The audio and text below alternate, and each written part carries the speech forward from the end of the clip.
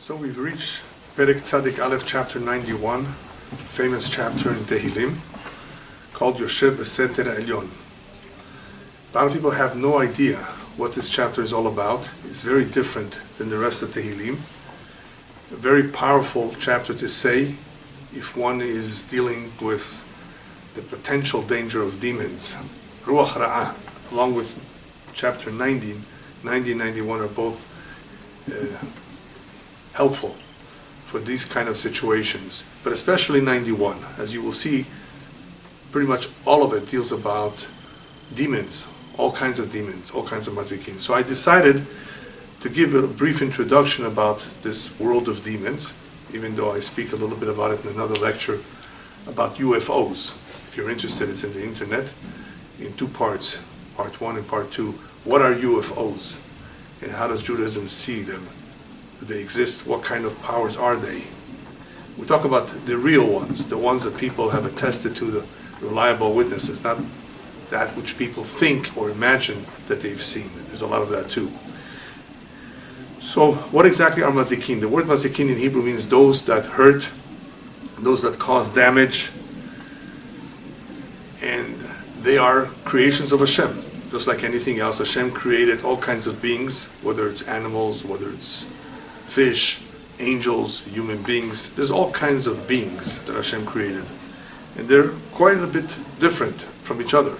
There's some that live underwater, there's some that live above ground, there are some that are capable of flying, there are some that we cannot see. They can see us, but we cannot see them. What we call invisible. And that's anything that is in the realm of malachim, of angels, and shedim. Just that shedim, as they're called in Hebrew, the demons are half human and half angelic.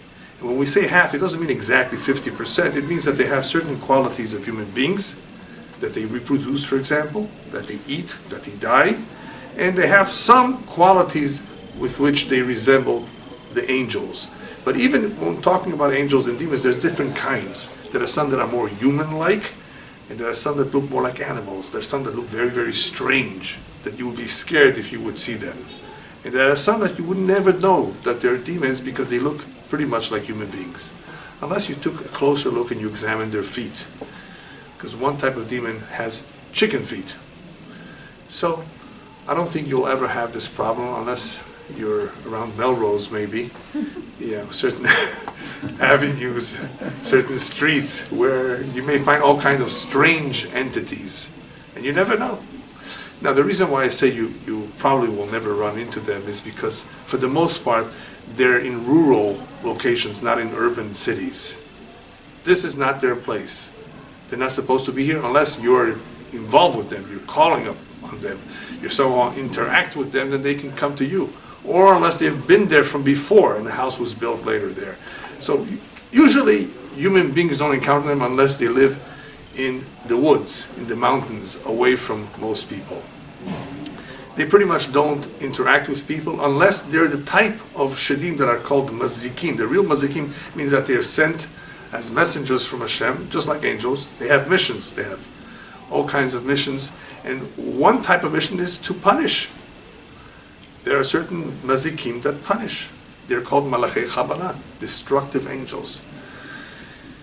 So usually they don't disturb, usually you won't have to deal with them, but it's important to know about them because, as we will see, there are some that invade our dreams. And those are very, very nasty. So remember, there's different kinds. There's some that will appear, some that will not appear, but are still there, and some that will even invade the dream. Different levels, different kinds. And the rabbis tell us there's so many of them, much more than the human race.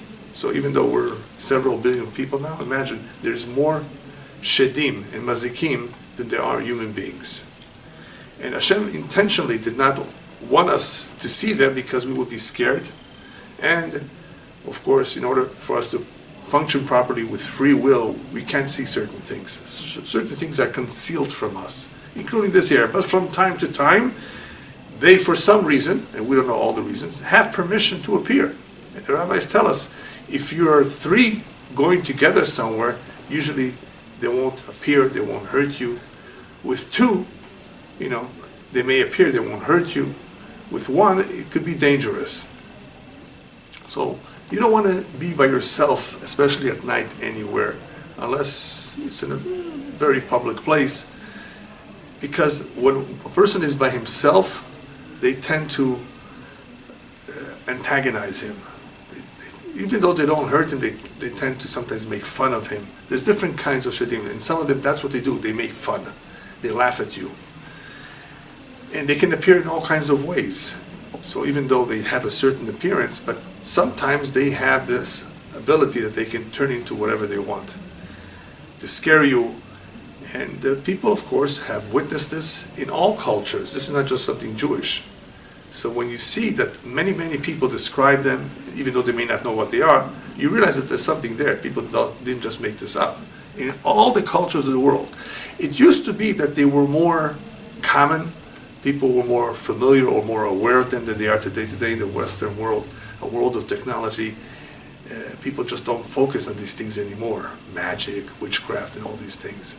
But they did exist in the past, and they still do exist today. Just in the past, they were more aware of it. And of course, whoever was very knowledgeable about it knew also what to do in order to protect himself from them. So again, don't worry about them so much. There are certain things that one can do to protect himself. As you know, the mezuzah is a protection for the home. And there are other protections that one can have that could be to his benefit in certain situations. I say in certain situations because the rabbis tell us that certain individuals are more susceptible or more exposed or can get more hurt. For example, little babies. Hashem Yishmor, God forbid, it's a more delicate situation. They need more shemirah. Chatan v'kala, a newlywed, they just got married, they need a little bit more protection than the average individual. Because there are certain individuals with whom they are more midgarim bahem, as we say in Hebrew, they pick on them more. For some reason, they pick on certain individuals who are more, I guess, delicate. Their situation is delicate, perhaps because they just became married, so that's something very special and beautiful, or a newborn. So there's different protections that the Jews, at least in the past, have used. All kinds of kimiot, all kinds of amulets, all kinds of prayers have been said in order to be protected from these forces. Now, there are good forces that protect us too. Those are the malachim, those are the angels that protect us, and there's different kinds of angels. The angels that we create through our good deeds, through our mitzvot, the angels that Hashem sends on a regular basis to accompany the righteous. So usually with those malachim around us, we don't have to worry, we don't have to be concerned. And the same is true with the night. If a person says the Shema Yisrael properly before he goes to sleep, he wears the tzitzit on him. There's a lot of things that he can do, the man, to protect himself from those type of invasive demons invading his dreams. And when we say invading the dream, I'm going to talk a little bit about that in the Tehilim in this chapter. What does it mean that they invade the dream? We're not just talking about nightmares, scary dreams. That's also part of it sometimes, but there's something that's a little bit more problematic, especially for the man. So we'll mention it in the Tehilim. A lot of times people get hurt and they don't realize that it was through a shed, a demon, that they stumbled, that a glass they were holding all of a sudden slipped out of their hands and fell to the floor and broke. No. He thinks, his hands were wet and somehow it fell. No. It could have been that a shed that was somehow present in that location, that house, knocked it off his hand and it fell. Why? For only reasons that Hashem knows. We don't know. But sometimes people don't have enough protection, and these forces out there, forces that exist, affect us in a negative way, in a hurtful way, in a painful way. A lot of rabbis chose not to speak about this subject, not so much because they thought that this is no longer applicable. Yeah, some think that this is no longer applicable. A lot of them really were not very familiar with what these forces are. And therefore they said, this doesn't exist, so we don't have to worry about it. No, it is a concern. Just like the evil eye. I have a whole lecture about the evil eye. What is the evil eye? How does it affect people? Just because somebody stares at you, he can give you an evil eye, he can hurt you, he can cause damage? Yes, this is a real possibility. And of course, that's a very, very big subject. What is the evil eye? Where does it come from? There's all kinds of forces in this world. We're familiar with some of them. We're familiar with fire. Fire is dangerous. We're familiar with electricity today. Electricity can be dangerous. So there's certain things that we can identify with. We understand their danger. Even water can be dangerous. So these are things we see. We have experience with them. We know people can be dangerous. We know lightning can be dangerous. We know mudslides. We know all kinds of things that surround us that we're familiar with can be dangerous. There's all kinds of diseases that are very dangerous. Many, many diseases. Some of them are caused by Shadim, and you're going to be surprised. Which one? All kinds of things that can affect people, that can disturb him, that can possess him. It's an incredible, vast world out there that we just have no idea what's out there. I mean, we have a little bit because of what the Kabbalah, the Zohar teaches, so that we can be wary of them and seek protection. But there's a lot that we don't know. And one of those details that we don't know is the names of all of the Shadim, even though some of them you will see in this chapter, names of certain Shadim. Go figure out now and go ask what the difference is. There's nobody around that can tell you, I assure you, there's nobody around in the world today that I know that can tell you the difference between them. This one is like this one looks like that, because nobody really deals with them or sees them, even though there are some individuals, and I have known some, who actually interacted with them. They called them, they used them, because they can be helpful sometimes.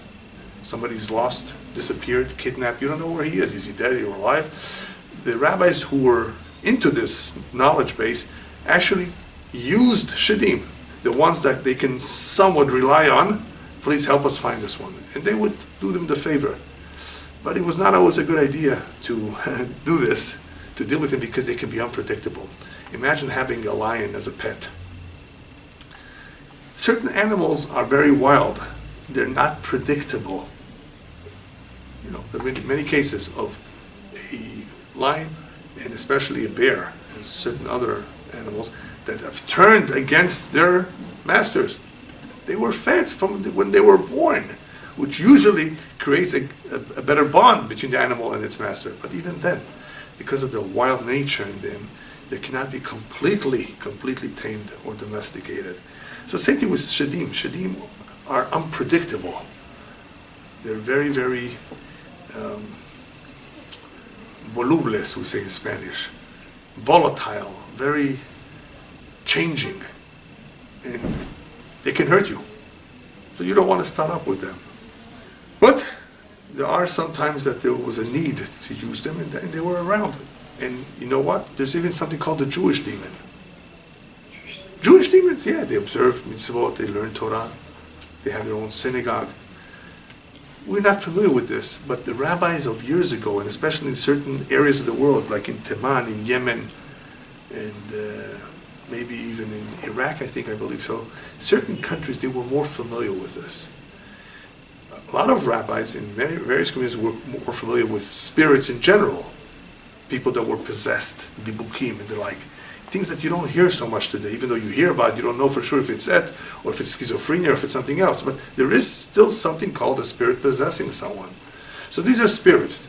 Then there's something called ghosts, which is very similar. Right? What are the rules concerning these things? Are there rules? Yes, of course there are rules, but we're not familiar with them. Why do they appear? When do they appear? You know, all the answers to these questions are somewhat hidden from us. Some of it is in the Kabbalah, but a great deal of this is concealed. It's not for us to know. We don't need to know all this. But it's definitely belongs in the area of mysticism. That is a very large area in which the Kabbalah discusses more in depth. And it's something that we reckon with. We understand this because we have a tradition of it. It helps that a person is holy.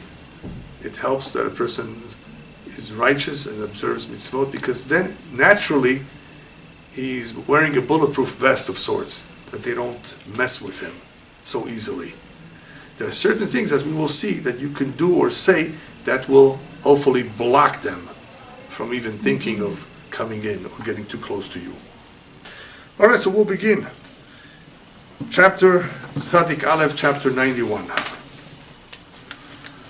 Who's saying this chapter?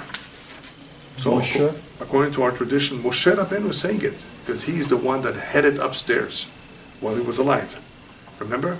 Headed to the mountain, headed to receive the Torah, and he, of course, became very familiar with certain things as a result of that interaction with Hashem, that very close interaction.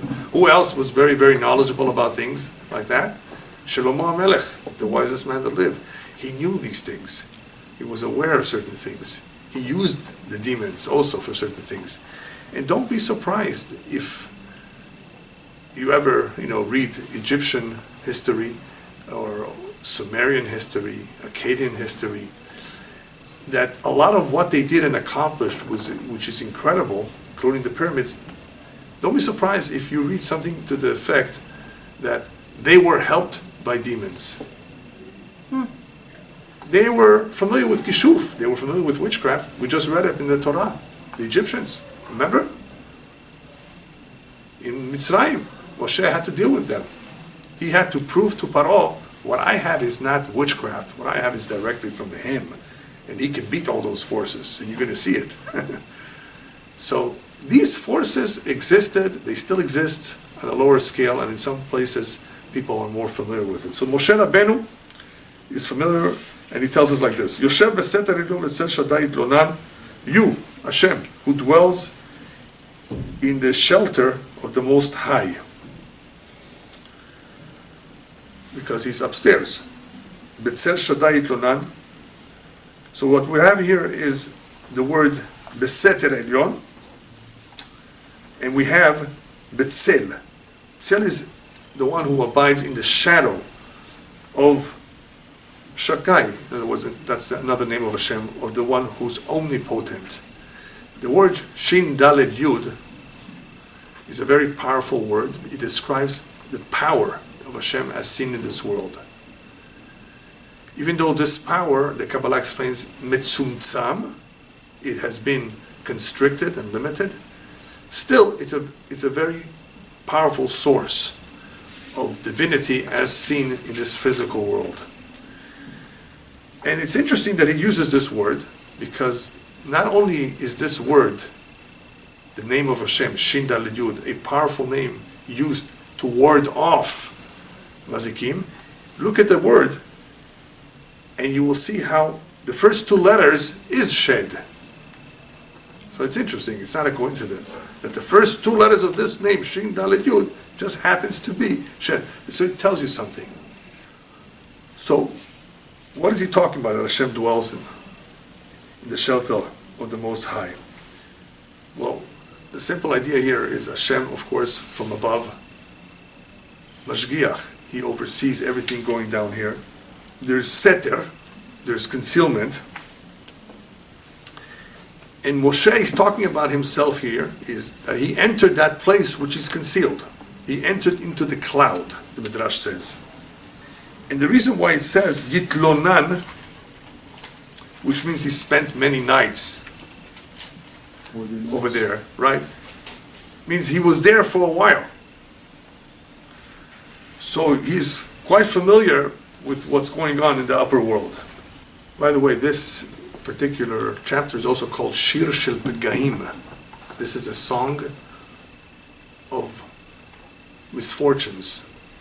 A song really against all kinds of Pegaim, all kinds of misfortunes, all kinds of calamities that can happen. Because as I was saying, the Segula of this chapter is to ward off or to protect oneself. So it's called Shir, that's another word for this chapter. Shir Shel Pegaim. And Moshe is saying these words as he's going up. For what reason? Because he is afraid of all these powerful forces that are going to meet up with him as he's headed there. And the reason why he says the shadow of Hashem is because whoever is under the shadow of Hashem has Hashem's protection. So he's already telling us that you want to be protected, you need to be under the shadow of Hashem on a regular basis. Omar ladonai mahsi umtsudati Elohai eftach bo. I say of the Lord, Hashem, who is my refuge, mahsi, umetsudati, and my stronghold. my God in whom I trust.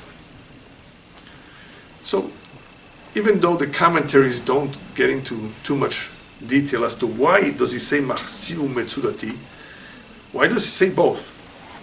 My refuge and my stronghold. And a lot of people who learn this just want to think that this is all synonymous, very similar, it's poetic, so he uses different words to say the exact same thing. But as I've told you from the very beginning of Tehilim, there's no such a thing as repetition here.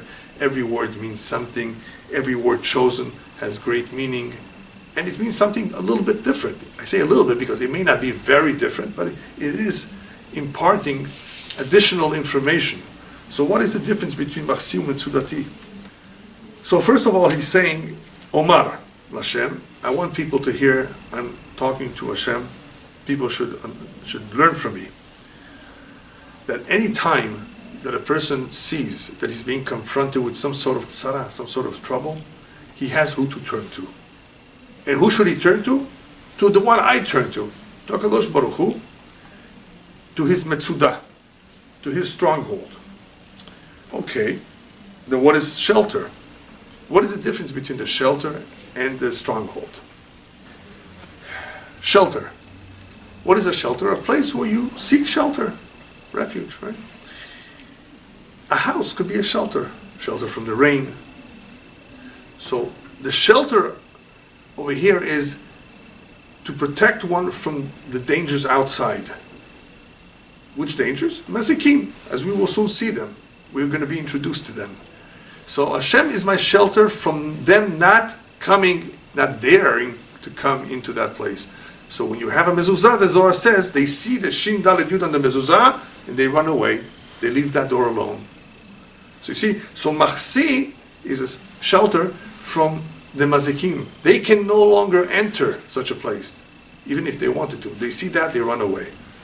So Hashem, the name of Hashem, is Machsi. So what's Metzudati, my stronghold?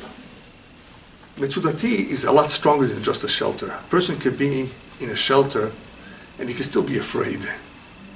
They're going to break it down. Right? They might still go in.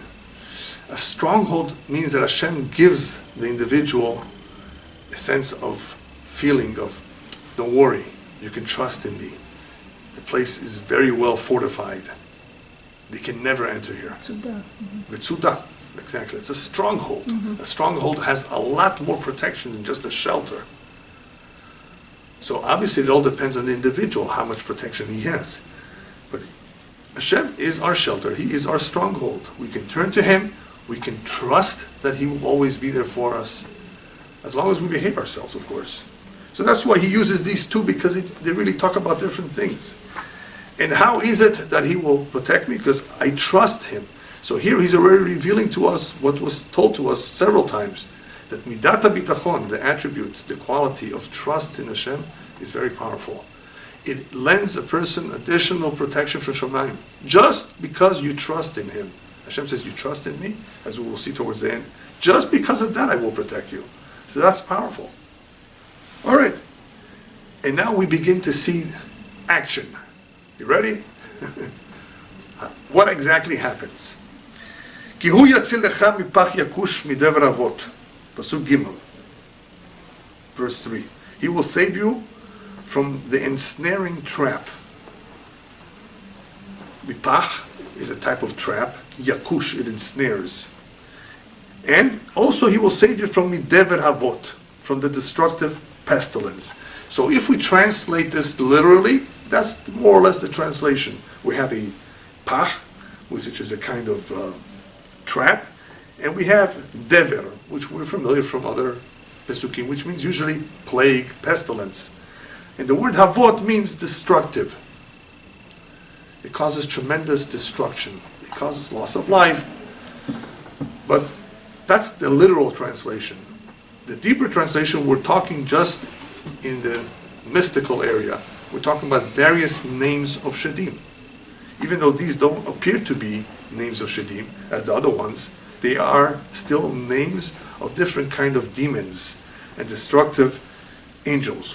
One behaves like a trap. People stumble, get trapped. And one behaves like a dever, where a lot of people lose their life. Plague. I'll give you an example of Dever Havot. A wildfire. Wildfire? So somebody can say, oh, it's a cigarette, oh, it's Santa Ana winds, oh, it's this, it's that. Things like that that are so destructive, where human life is lost, and property damage in the billions of dollars. It doesn't just happen by itself. Nothing happens by itself. This is an act, mishamayim. But who carried it out? Certain demons that are very, very good with fire. That's what they do. Fire. They burn. Now, could that demon do other things? Possibly. I didn't ask him. What else can you do? But this is a type of damage. So, Dever Avot, even though the translation is pestilence, it could also mean that we're dealing with this particular demon that causes Havot, causes tremendous destruction in all kinds of ways. Next, so what do we do about them? So Moshe Rabbeinu tells us, HaKadosh Baruch Hu takes care of you, בעברתו יסך לך ותחת כנפיו תכסה צינה וסוחרה מיתו. So the translation is, he will cover you with his pinions. Evrato, I think the right translation is a pinion. Pinion is the wing, but it's not the whole wing, it's just the outer part of the wing with the feathers that enables the bird to fly. As opposed to kenafav, which is going to say next, which means wing, which is the lower part. So what's the difference? It's just a small, thin wing. They have different functions. One can cover, that's from the lower part, and one can carry you. So that's why there's a very important distinction here. People don't realize it. Oh, bevrato, kenafav, it's the same thing. It's not. We're talking about two different kinds, important kinds of protection. Bevrato yasechlach. So he will cover you with his pinions, and you will find refuge. Tachat kenafav techse, you will find refuge under his wings. Tzina vesochera mito. And his truth is a shield and an armor. Okay, so what is the difference? So if you remember Parashat Azinu, that portion of the Torah where Hashem talks about an eagle, how an eagle deals with its cheeks, how it protects them, how it feeds them. So this reminds us a little bit of that particular situation, that verse where Hashem uses the eagle also to convey to us how he protects us. He puts us on his wings. He covers up his cheeks with the wings. In other words, he does different things for his cheeks. Why does he carry the cheeks on its wings? Because he's afraid of the human arrows. He's not afraid of other birds because he flies very, very high. So he puts them on top of the wing, of his wing. He carries them. But he also has the wings, at least in the nest and in other situations, to protect him as well. Not when he's flying, but when he's already in the nest. So there is a protection being covered by his wings, and there's a protection being carried on the pinions or on top of the wing. So what's the difference? How does that affect us? But this is something that we see in the eagle. And in the same way that this is a type of protection, two protections that the eagle gives to his cheeks, we have that with Hashem. And we have it in the following way. If Hashem puts us on his evrato, on top, it means that any mazik cannot get close. And if they do, he raises us above them. He picks us up. They can never get even close. So that is a very, very high form of protection. As he puts us on his wings, nothing can reach us. The other one, Tahat kenafav tehseh, is also a protection, but that is already much more of, the danger is already there. It's already present. He won't let them hurt us. It's already there. It already got in there. So you still need Hashem's protection. So this is very significant because in the past the Mekubalim, the Kabbalists were aware that certain dangers existed, and they did all kinds of things to protect themselves, to maintain a distance between the impure forces, that they shouldn't get too close to them. They drew circles and they used all kinds of Kabbalistic names, which they placed in certain locations, and the mazikim would not be able to penetrate beyond that circle. Some were more powerful, they penetrated, but they couldn't penetrate the second circle. It was much more intense. So these are all Kabbalistic ideas, which we're very, very far from understanding how they function. But there is something like that, that a certain Shemirah can create safe distance between us and them. But if God forbid that we're able to penetrate, we still need Hashem to protect us as a form of tehseh, cover, and make sure that we don't get hurt, even though they've entered. Tzina v'sochera mito. This is also another kind of protection. They act as a shield.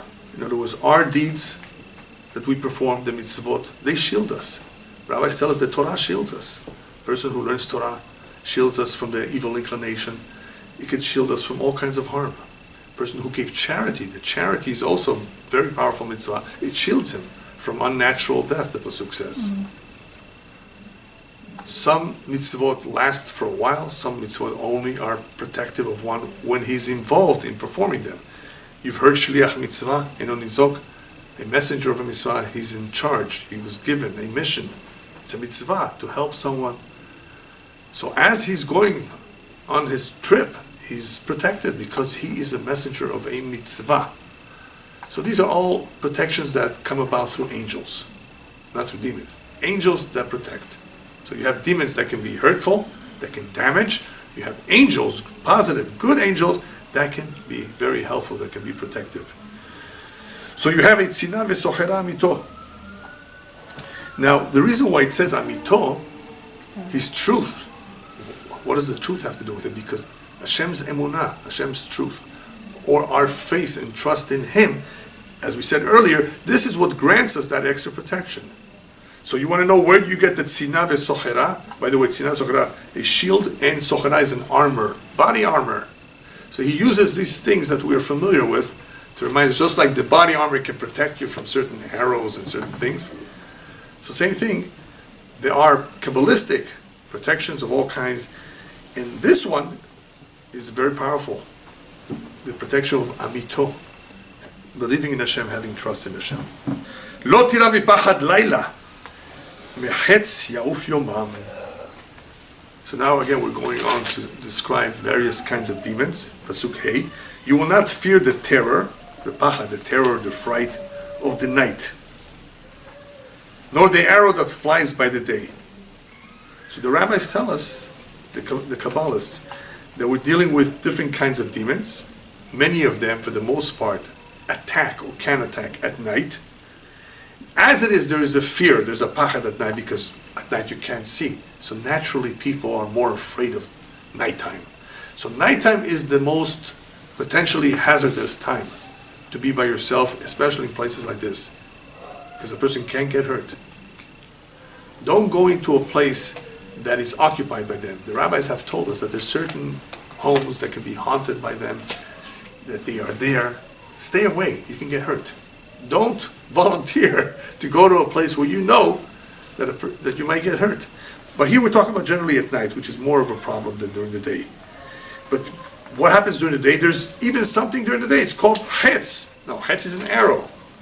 I don't have to be afraid of fear at night or from an arrow that flies during the day. So if you translate it literally, you will say, okay, I don't have to worry about arrows. I don't have to worry about anything at night. No. We're talking about demons, and there's a demon that flies like a bird, like an arrow. And what's the protection against that particular demon? The Kabbalah says the mitzvah of Shiluach Kin, sending off the mother bird. Remember that mitzvah? Because this demon acts like a bird, it flies like a bird, flies like an arrow. It shoots straight, very, very fast through the sky. Sometimes people have seen these things, by the way. They don't know what it is. They may have seen it. For some reason, it appeared to them. Somehow, they've seen these things. Weird things. What is that? I've never seen that before. It could have been a demon. That they got a little bit of a look at it. So from this demon, we have protection as well. Nothing to worry about, whether it's the nighttime, whether it's the daytime. regardless of the type of demon, even the ones that is a hetz that flies during the day. What else? Then we have some more demons. Midever ba'ofel yahaloch, miketev yashut sauraim. This is one of those pesukim in this particular chapter that I don't think anybody can translate properly because they're names of demons. So what are you going to say? Well, dever seems like it's pestilence. He's already said that before.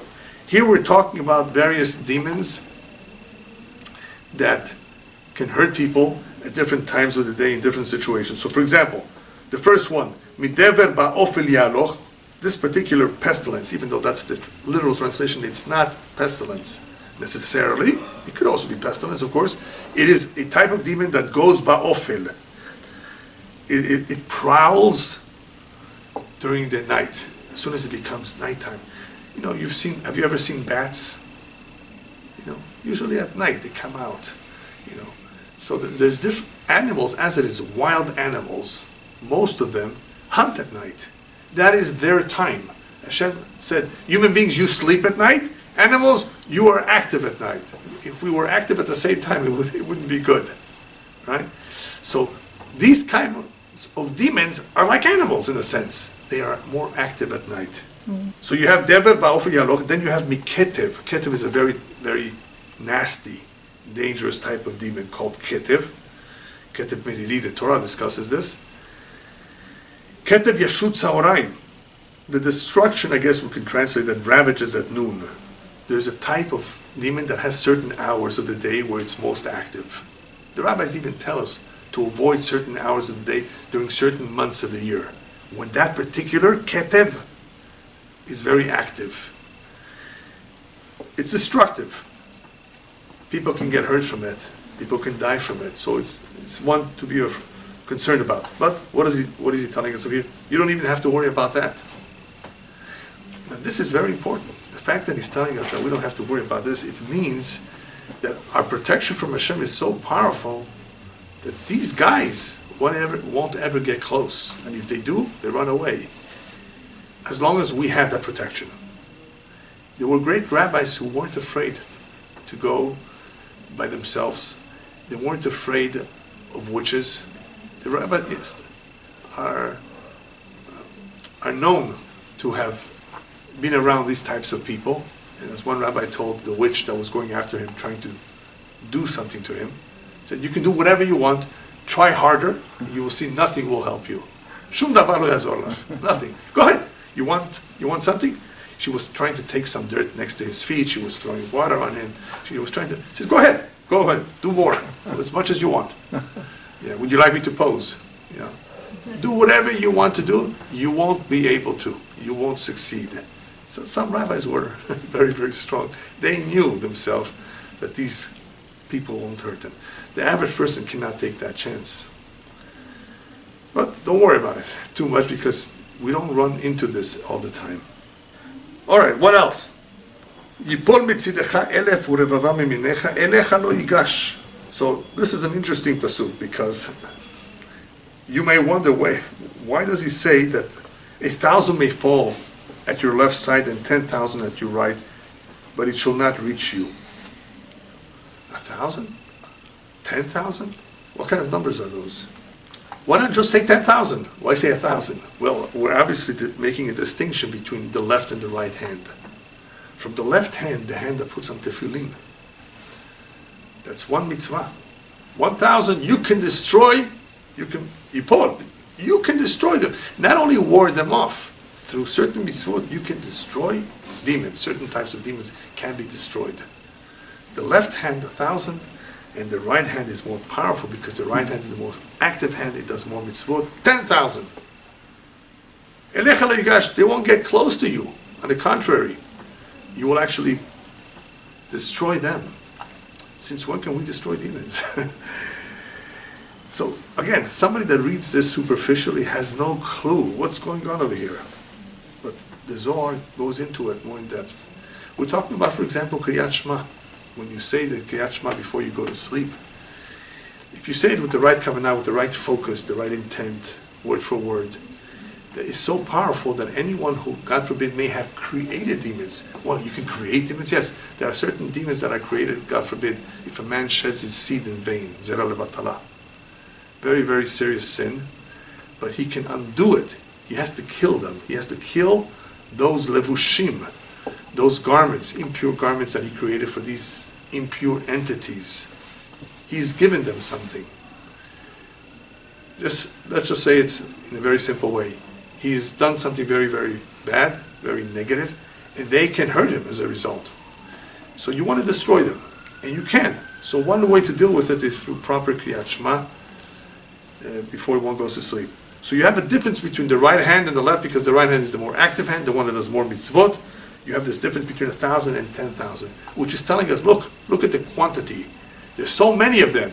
There can be a lot of them. But still, you're able to bring about a total destruction to thousands of them through your right hand because of the mitzvot. An individual that does many, many mitzvot therefore has protection and has the ability to destroy through his merits or because of the angels that he created, one way or another. He can also protect himself or ward them off. Elecha lo yigash, they will never come close to you. Now, why say Elecha lo yigash, they won't come close to you? I mean, you're saying that you are protected. We've been saying that you can destroy them. What's this additional words, Elecha lo yigash? In order to understand this better, they can't come close to you, is as follows. Rabbis tell us wild animals really should not attack human beings. The human being has the image of Hashem on him. And animals should know that this is not their dinner. This is not for them. You know, a shark, when it attacks a human, it doesn't know that it's a human. It sees a silhouette, black. It thinks it's a seal. And it grabs it. And then it realizes, oh no, this is not what I'm used to eating. It lets go. Usually, a shark will not consume the entire human being. Usually not. So, what happens, however, is after the first bite, there may be a lot of loss of blood, and the person can die from that too. But that's not the intent, that the animal should go after the human being. When it does, whenever it does, it's because it's mistaking him for an animal.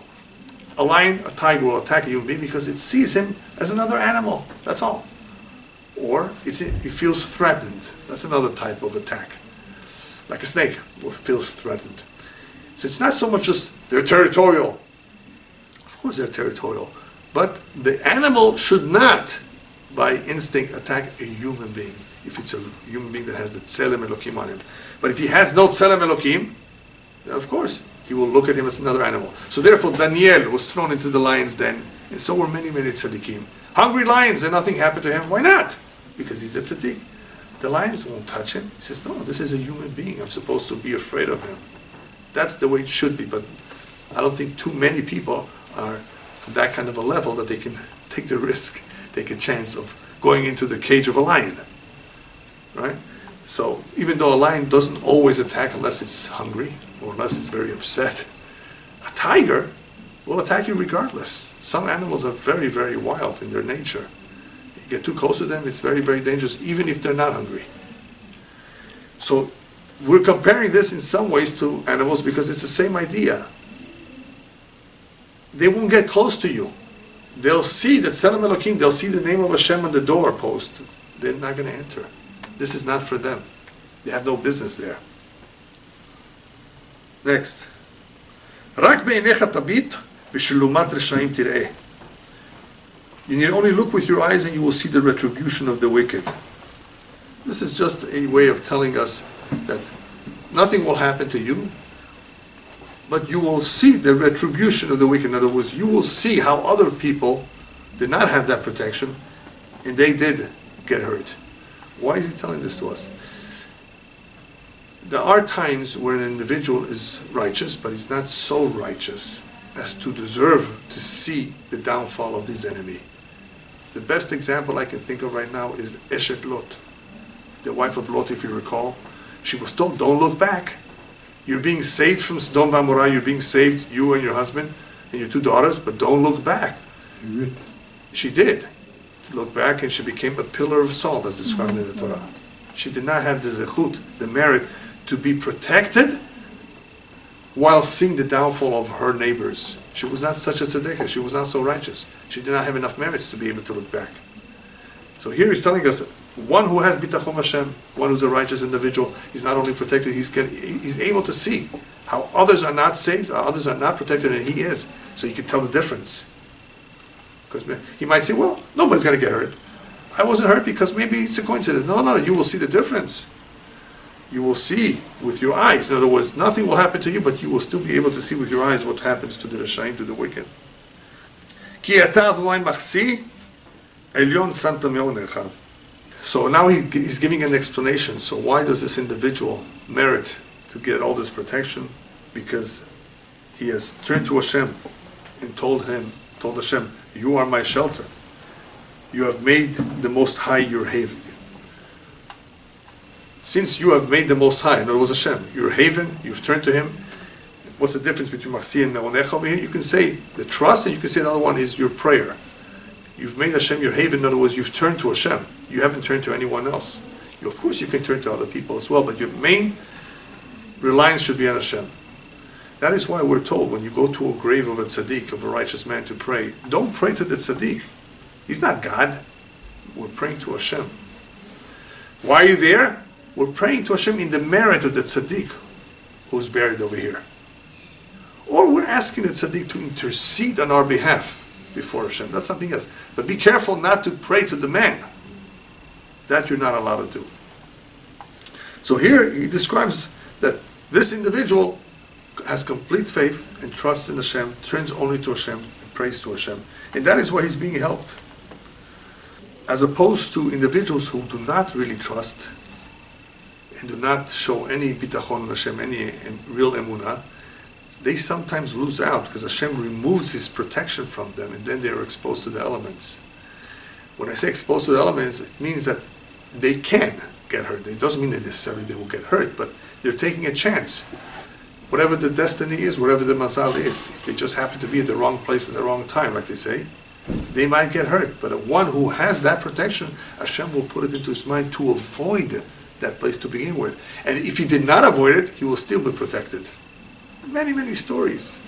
I mean, all over the news, I'm sure you've seen stories of people somehow miraculously being saved from a situation where ordinarily they would not have been. Something miraculously happened. Obviously some angel was there to protect them. I say angels because even though of course everything is from a Shamayim, but we did say that the mitzvot, the merits that we accumulate through our observance of certain good deeds, they create angels.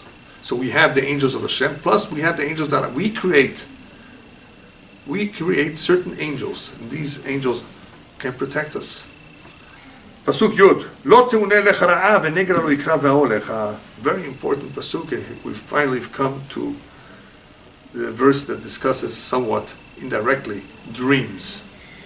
So verse Yud, verse 10 says that no evil will befall you, ra'a, v'nega lo yikra v'ao lecha. No plague will come near to your tent. So that's literal translation. Ra'a, evil. Nega is some sort of plague. Could be disease also. But the Kabbalah says that here we're talking about two types of demons. One is called Ra'a and one is called Nega. Ra'a is the female one, Nega is the male. And these are the demons that invade the dreams. So for a man, it may appear as a woman, Ra'a, and cause him all kinds of trouble in the middle of the night. I hope you understand what I'm talking about. And the nega will be for the woman, who she will see a man in her dream, and this may cause her all kinds of trouble. Different kinds of trouble. So, we're talking about dreams which are invaded by certain types of demons who are seeking nourishment. I'm trying to be a little bit tactful here. Seeking nourishment from the man, especially from the man. So, men who are not careful, they see pornographic movies, they read dirty books, or during the day they see things or do things that are very, very improper and especially if they're involved in sinful activities, obviously they've lost all protection. They can have 10 mezuzot in their homes. Those demons are going to bypass the mezuzot. They're going to enter through the dream. They're not going to enter through the door. They're going to enter through the dream. It's a different type of demon. And these exist all the time. I can assure you that these are a big problem for many, many people who have this. They don't know why they're dreaming all kinds of weird, strange dreams. And they're seeing things that eventually makes them fall. In other words, they commit, unfortunately, something very, very dirty in the middle of the night as a result of those dreams. And it's because they themselves did not protect themselves. So here what we have is a protection that lo teuneh lecha ra'ah, it will not come close to you, no evil will befall you. But this is also special for another reason. One who is very, very careful not to sin, the rabbis tell us that Hashem protects him from the Yetzer Hara. Because as it is, we have an evil inclination. The evil inclination gets us into trouble. It causes people to make mistakes. And we need protection from him too. So Hashem protects those who seek his protection, who really want to do the right thing. They don't want to stumble. So lo teuneh lecha ra'ah, Hashem will protect you that because of the Torah that you learn, because of the mitzvah that you do, that the Yetzer Hara, the Ra'ah, the Yetzer Hara is called Ra. This evil inclination should not come close to you, not affect you, not make you stumble against your will. People can easily stumble and get hurt in all kinds of ways. So if a person is careful and really, really doesn't want to do the wrong thing, then he has more protection.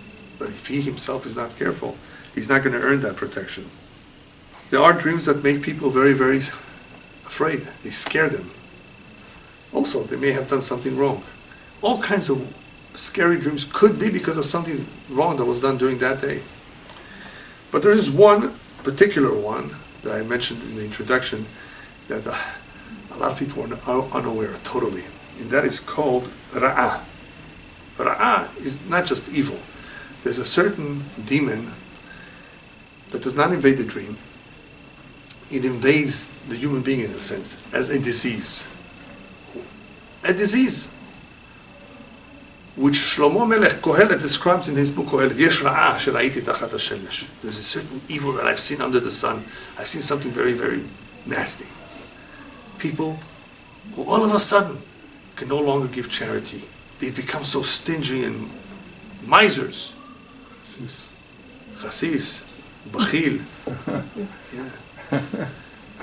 They can't give, and they used to, and it's become a disease. It's not just a little bit they can't give, sometimes yes, sometimes no, they're having a hard time giving.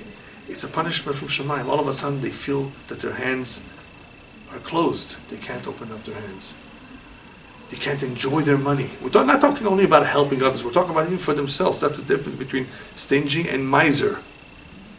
That's usually the difference that I like to give. A stingy is a person who just doesn't help others. He's cheap, a cheapskate. And then you have a miser, who is miser even for himself. Kilai in Hebrew. Kilai. He doesn't even spend on himself. Imagine he has $100 million in his bank account, and he shops only in the 99-cent store. There's nothing wrong with that, by the way. But he's cheap on himself. He barely buys anything. What are you doing with your money? What are you going to do with that? You're going to take it with you to the grave? Okay. It's a sickness. So it's called Ra'ah. Ra'ah. A sickness from Shemayim. Not to enjoy his own money. Don't think it's something so simple. Oh, you can overcome it. Come on, get used to giving. No, it can become a Ra'ah. It can become a sickness. So Hashem will protect us from all kinds of illnesses, all kinds of sicknesses of this nature, where people are not necessarily physically ill, but all kinds of situations where they're not themselves. Now we've come to the pasuk that deals with angels. He will instruct his angels in your behalf to guard you in all your ways. So here we're talking about a special shemirah, special protection that Hashem gives us when we are on a trip. We head out. We're no longer in our home, in our shelter. Hashem protecting us from the door through the mezuzah. No, on your ways and your journeys. We need tremendous protection from Hashem. Once you step out of your house, I mean, the statistics go up against you. In other words, it's more dangerous than being in your house. Anything can happen. So there are angels that will protect you in your journey, on your way out. Whether it's the angels from Hashem, whether it's the angels that we created through our mitzvot, they will protect us also in our journey as we travel. Rabbi Mibels, by the way, I said it perhaps in the past, said that anyone who survived the Holocaust could only have been because he had two angels protecting him at all times. To survive the Holocaust, if you're especially in the concentration camp, to have survived that, especially for a number of years, it could only be because angels were protecting you all the time. And there are many, many stories of people who saw all kinds of unusual appearances, all kinds of things, whether through a dream or through an animal that showed them the way out, where not to stay. Tonight, don't sleep here. All kinds of things that they saw and experienced because they were protected from above. Somehow, they merited it. So this protection from Hashem will enable us also, Al kapay misamuncha pentigo ba'ever raglecha. It will also protect us from stumbling. They will carry you, these angels will carry you in their hands lest you injure your foot upon a rock. Look, people can get hurt from a rock too. They can stumble, they can fall, they can get hurt in all kinds of ways. So you have malachim that can protect you from anything, even from something like that. A person gets hurt, a person gets hurt, a person cuts his finger for some reason. This is all from Shamayim. This is all a kapara and atonement. But if he has Hashem's protection, even from stones, he won't trip. He won't fall. He will have malachim protecting him from that too. From small things. The more so from big things. But, obviously, the biggest stumbling block is the Yetzer Hara, the evil inclination. He makes us stumble. So we need protection from him at all times. We should not make the mistake of being tempted. That's also like an Evan, like a rock. Al shachal vafetin tidroch tirmos kefir vetanin. You will tread upon the lion and the viper. Petin is like a viper, and you will trample upon the young lion. Tirmos kefir vetanin, the young lion and the serpent. Also, people may say, well, aren't these all the same? No, we're talking about a lion, we're talking about a young lion, we're talking about a viper and a serpent, we're talking about different things slightly. Certain snakes can choke you, certain snakes can bite you, sting you, poison, all kinds of things that can happen. A young lion could be that he's more audacious, more wilder than an older lion. There's all kinds of situations that he's describing that people can run into, that one who has the protection of Hashem has nothing to fear. But what's interesting over here about this pasuk is not the animals so much, but what happens with these animals. We're talking about tidroch and tirmos, you will trample on them. Which means that even if you step on them, they won't hurt you. You see? This is the point he's trying to make. Even if you step on them, then they usually attack. You might say, okay, they won't attack me because I'm a few hundred feet away from them. No, even if you bother them in some way, unintentionally of course, even if you trampled, they won't hurt you. That's the kind of protection that you have. And the idea behind tirmos, which really means intentional stepping, trampling, the rabbis tell us this is talking about Rab Hanina ben Dosa. He once heard that there was a kind of very dangerous snake, a cobra, that was living in a hole, and it would come out every so often, and he would bite people and kill people. So what do we do? How do we get to him? It was a very dangerous snake, very poisonous snake. He went there and put his foot into the hole. The snake came out and bit him. And guess what happened? The snake died. The snake died. So he said, you see, it's not the snake that kills, it's the sin that kills people. If people would not sin, they would have more protection. The snake would never bite them to begin with. So I put my foot there just to make that point. That, of course, he had all that protection from Shamayim, that even the poison would not hurt him. So the fact that he put it there means that you're asking for trouble. Tirmos, no. But if you have protection from Hashem, even if you trample on it, it won't hurt you. That's how powerful Hashem's protection is. Because he desires me, I will deliver him, I will fortify him, for he knows my name. So these last Pesukim are talking about how Hashem loves those who trust in him and desire him. Therefore he will deliver them, and he will fortify them or strengthen them when they need that extra strength. They're not confident enough. And all of this, as we will see in the next Pesukim, are not only describing this world, they also describe the afterlife. The tremendous closeness that one has achieved in this world by being a righteous individual is also very helpful to him in the upper world. But it's helpful for another reason. And you can see that in the next pasuk, that other reason, that having Hashem's protection or having Hashem on your side is significant for the following. Pasuk Tedvav says, Yikra'eni ve'eneu imo anochi b'sara acharetzeu v'achabedeu. The literal meaning is, he calls out to me, I will answer him. Well, that's very nice. He's a righteous man, you listen to his prayer. I am with him in distress. Whenever he's in trouble, I'm with him.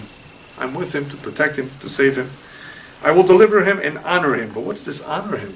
So far, it all makes sense that he will deliver him, he will protect him. But what's this honor him? That tzaddikim, the righteous people who did the right thing during the day, have a special relationship with Hashem. Even in their dreams at night. We were talking about bad dreams before. When a tzaddik has Hashem's protection, he also has Hashem's honor. What that means is that Hashem speaks for him. He says, who? You know who this individual is? Look at him. He makes me so proud of him. He makes me so happy. Look what he does. Everybody's asleep and he's learning Torah. Everybody doesn't wake up and he wakes up and goes to pray. There are certain things that bring about a certain happiness in the upper worlds, in heaven, that Hashem tells the angels, look, this is the individual who I'm proud of. It could be the other way around, God forbid, when Hashem is not proud of someone and everybody's very upset at him and they go after him. But here we're talking about the righteous individual who trusts in Hashem, prays to Hashem. Therefore Hashem not only listens to his prayer, not only delivers him, ki yada shemi, because he knows my name, as we said in the previous pasuk, but acharetzeu v'achabedeu, I will deliver him and honor him in this world and in the world to come. Not only will he be spared from judgment, but he will be in a prominent place. Hashem will give him honor. Orech yamim azbe'eu vareu b'shuati. I will satiate him with long life and show him my deliverance. Arichut yamim, long life, is a very good thing, as long as you're healthy. Right? So, azbe'eu, I will make sure that he's satisfied with those long years, that he's able to enjoy those long years. Vareu b'shuati, and I will show him my deliverance. What kind of deliverance will I show him? So the simple meaning is, of course, that he will see my salvation, he will be able to see the miracles, not only hear it from others or learn from it from others later on, but actually see Hashem's kindness towards him. But it also refers to Tchiyat HaMetim. A lot of people died. They did not see so much Hashem's salvation. They were killed, whether it was in the Inquisition, whether it was in the Holocaust, whether it was in some pogrom. So where is Areu B'Shoati? Where will they see it? When they get up. We have a tradition that in Tchiyat HaMetim, at the resurrection, when the vast majority of good people, of course, will rise, some will rise earlier than others. They will rise early because they will see the Yeshua, they will see the salvation, they will see Mashiach, they will see the building of the Beit HaMikdash, they will see the miracles. So those who may not have seen it before, but nonetheless deserve to see Hashem's Yeshua, the real Yeshua will be when Mashiach comes. The real Yeshua will be when Hashem reveals himself, when he reveals himself to the entire world. They will get a head start when they wake up earlier and are able to experience it firsthand.